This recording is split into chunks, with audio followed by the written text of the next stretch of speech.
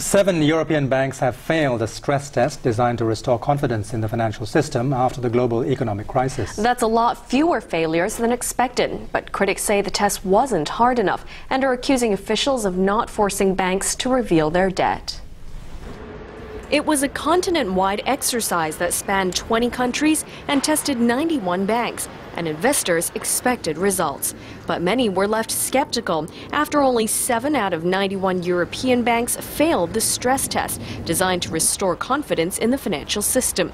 For some, it was confirmation that the test of how banks would cope with another recession wasn't difficult enough. I am not sure if this result has any influence of the banking sector at all.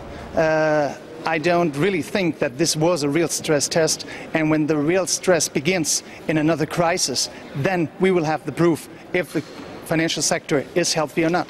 Banks were tested on how they would cope under the most severe scenarios, a moderate recession this year and next. Then additional losses on government bonds were thrown in. As part of the process, many of the banks revealed all their sovereign debt holdings, but some dodged full disclosure. Still, others were happy with the way the test turned out. I'm particularly pleased because the test was hard. It was a double edge, if you want. There was a first shock which had to do with the recession, and the second shock which included also a debt crisis, a sovereign debt crisis. So the combination of the two raises the difficulty of the test.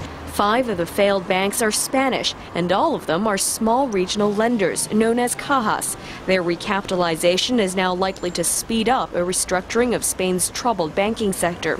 The other 2 were the public German bank Hypo Real Estate and Greece's state-owned ATE Bank. This bank was loaded with some loads from the past, loss-making stately owned companies. Agricultural Bank of Greece says to be cleaned up. The test found that all 7 together would face a capital shortfall of 3.5 billion euros or $4.5 billion US if another recession came around. That's nothing compared to the 20 to 50 billion euros analysts had expected, and they thought at least 10 banks would fail too. There is some optimism there from now on that the worst is behind us, and of course this is a very, very positive sign for the markets because there was some caution and there was lots of skepticism. Some say the test results were better for Europe than when the U.S. carried out a health check on its banks last year, because more time has passed since the breakout of the global financial crisis. By now, banks have fully made use of their government bailout cash injections and had time to reassess their practices that caused the meltdown in the first place.